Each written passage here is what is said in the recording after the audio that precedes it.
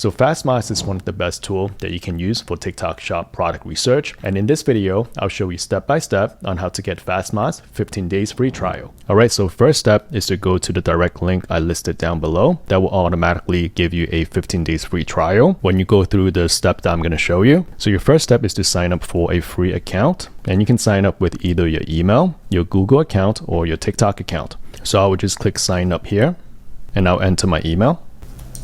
And then you can click on send code, and that code should be sent to your email.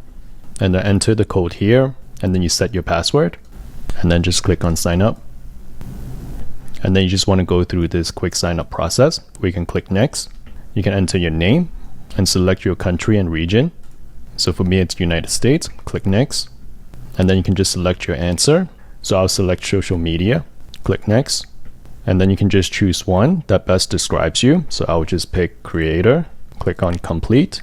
And this is the page that you'll see. So you don't need to make any payment now. So you can just come down here, scroll down and click on skip. And there you go. You have received a free trial of 15 days pro plan. So just click on claim and then you're done.